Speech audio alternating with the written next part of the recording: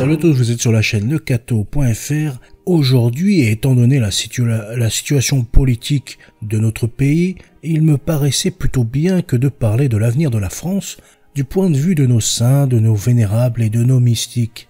Je voulais consacrer surtout cette vidéo aux prophéties de la France et sur la croyance du grand monarque. Ce grand monarque est un grand et saint roi que notre Seigneur offrira à la France pour la relever.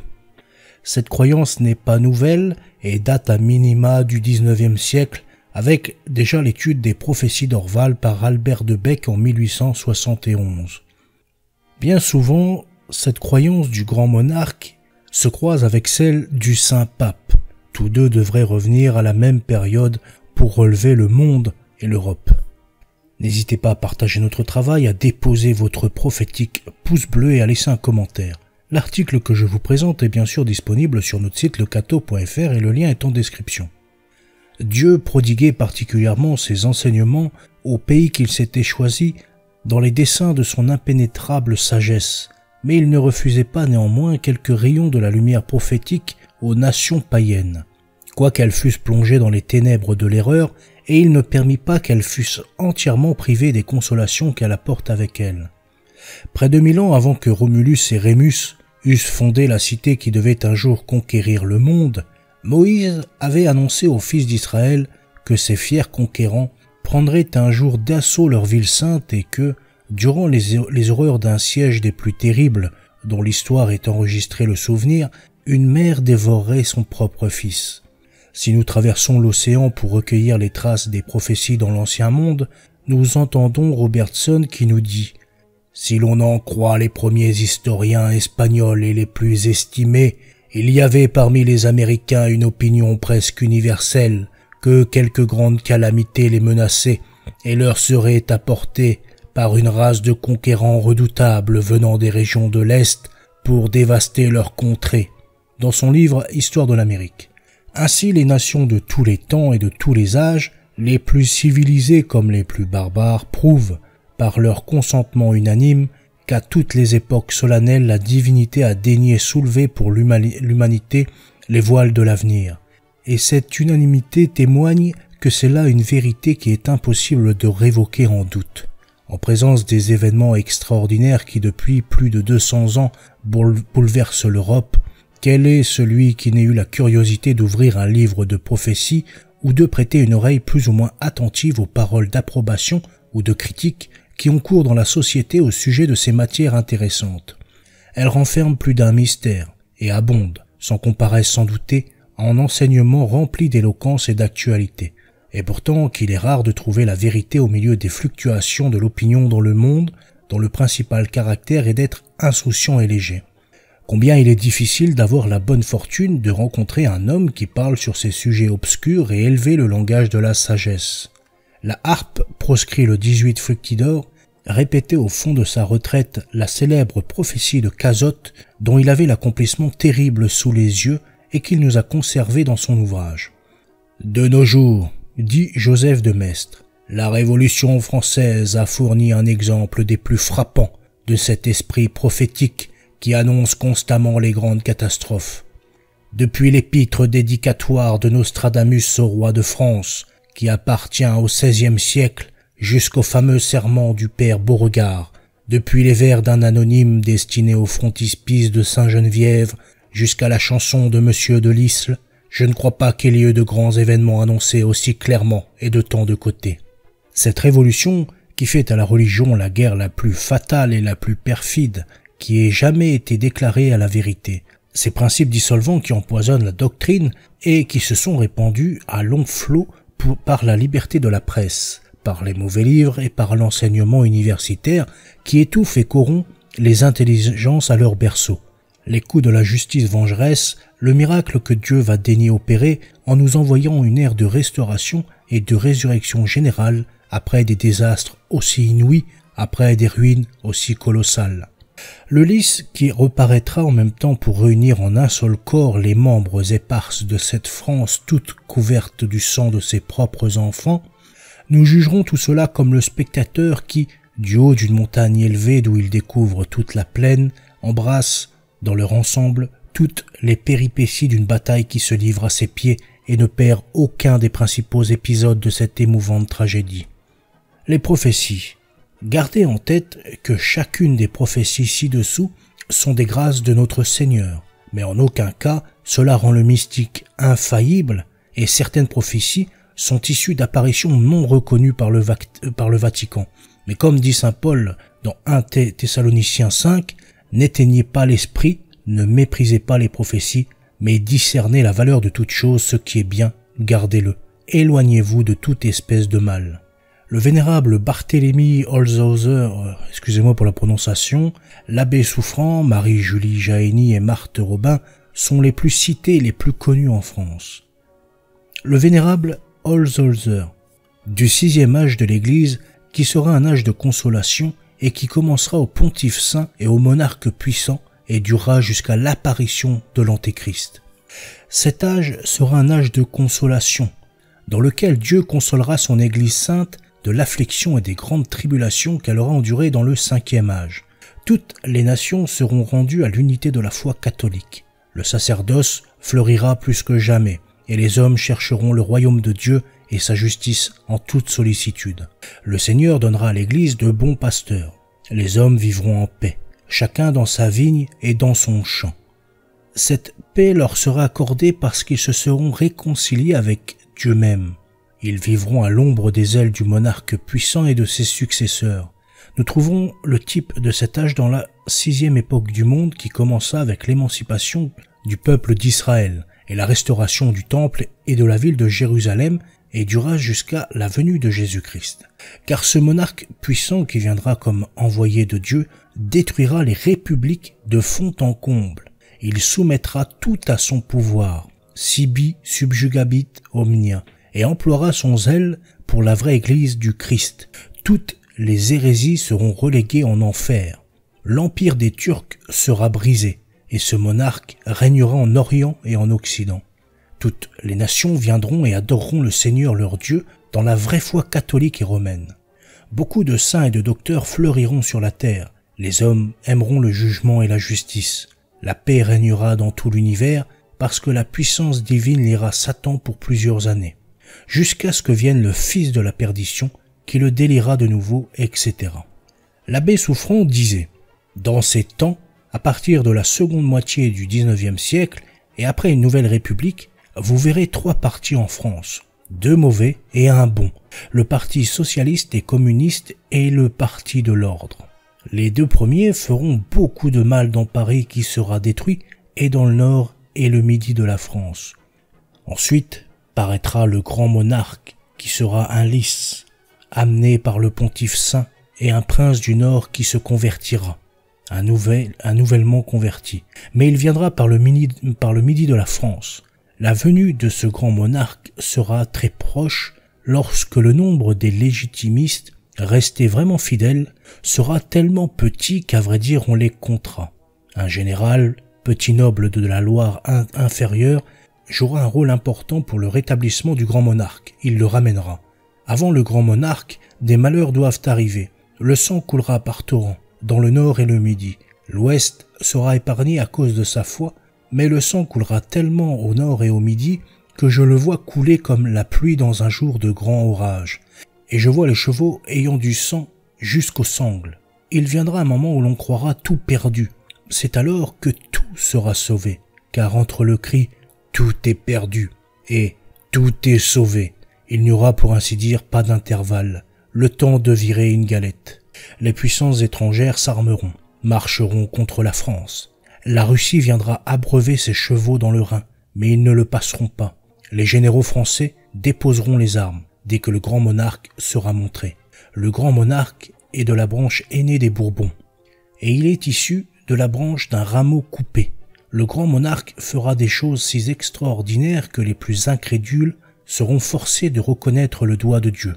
Ce monarque réformera tout, fera un code nouveau, une nouvelle noblesse, et tous ses actes seront si parfaits que tous les autres souverains lui seront soumis. Il aura une magnifique puissance, et il n'y aura plus pour ainsi dire que 2 empires en Europe, l'empire d'Orient et l'empire d'Occident.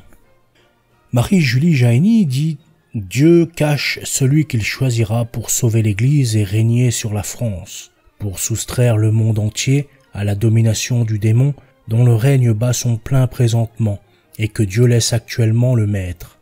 Marie-Julie ne peut rien préciser au sujet du roi. Elle sait seulement qu'il sera de la race de Saint Louis et c'est tout. Celui que Dieu prendra sera d'une parfaite pureté et il vivra en Dieu et pour Dieu. Il sera complètement abandonné à la volonté de Dieu et sous la protection de l'Église et le salut des âmes. Dieu le sortira à son heure. Son avènement a été montré à Marie-Julie et, cela, plusieurs fois. Elle sait qu'elle ne le verra pas sur la terre, mais elle le verra d'en haut. Le roi arrivait avec un tout petit cortège d'hommes animés comme lui de l'amour de Dieu et ne voulant rien autre chose que sa gloire. Mais ce petit cortège était précédé de l'archange Saint-Michel, ouvrant la marche de son épée flamboyante. Ils n'avaient humainement ni le nombre ni la force. Leur force était en Dieu.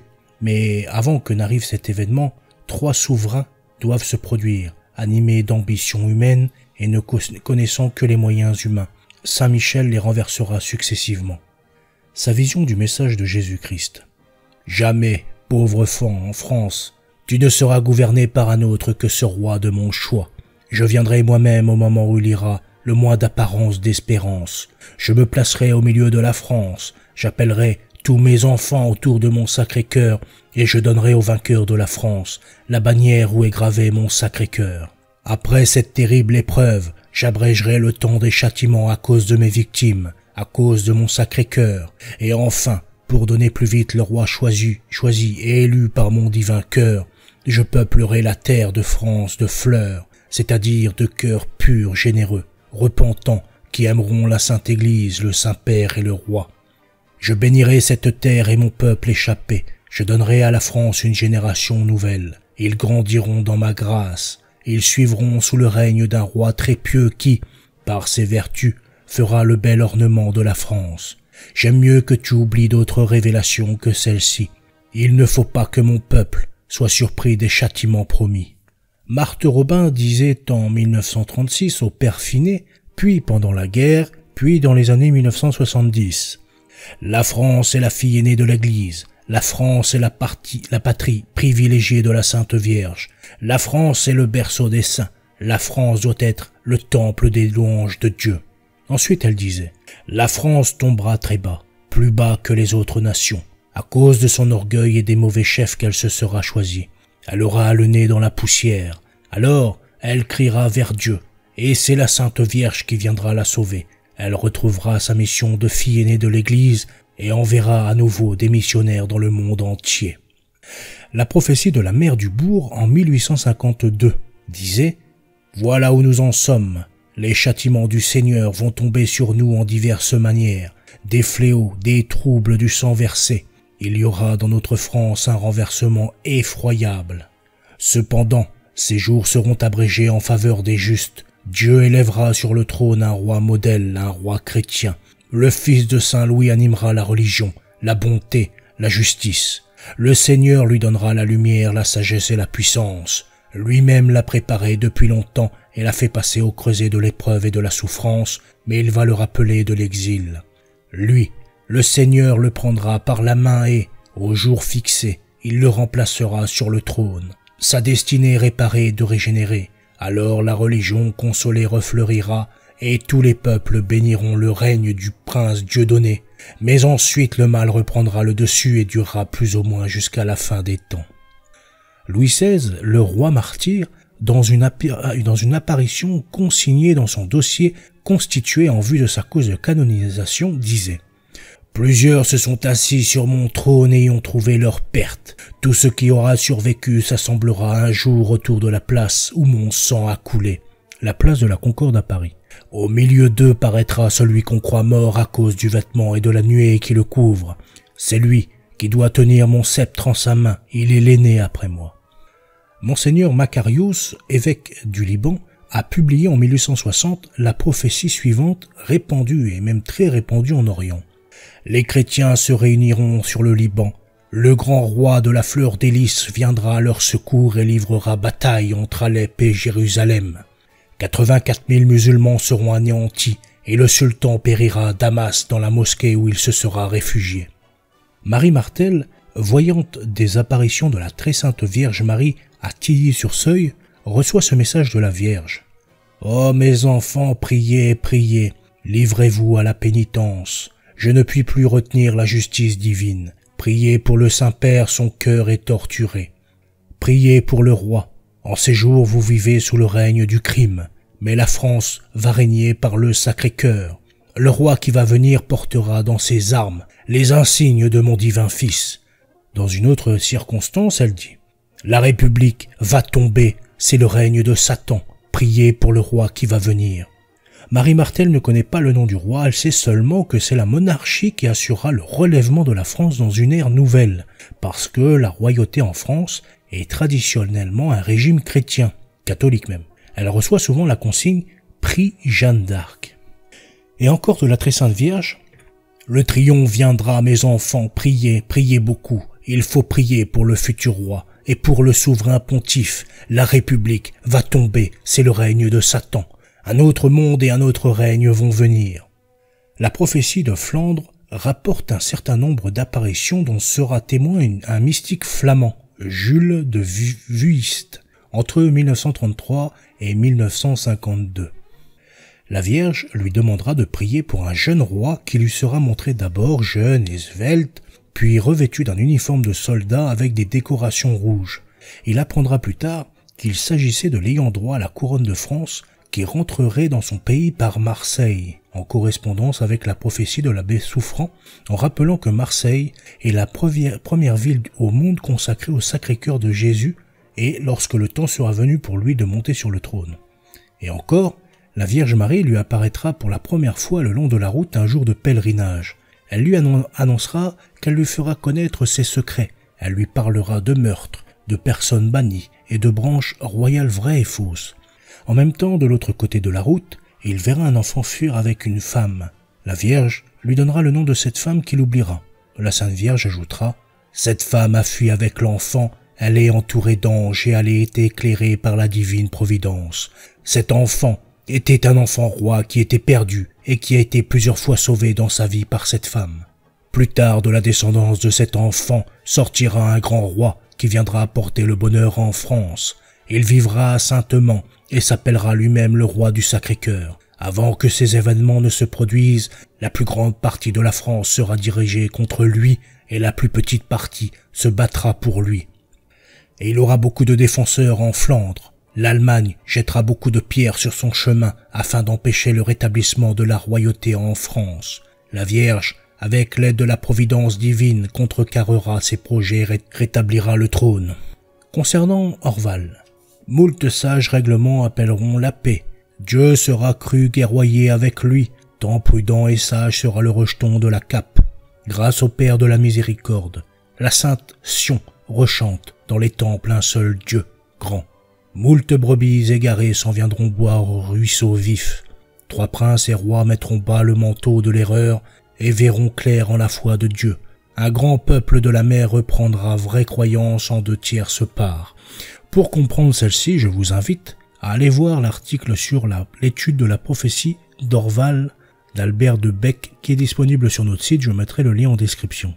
Sœur Marie-Angélique Millet, en 1919, disait « L'Église pleure et la France ne la console pas. Je crois que la France va sauter comme une montagne sur une mine, mais pour, de montagne d'iniquité, devenir un édifice consacré à l'amour.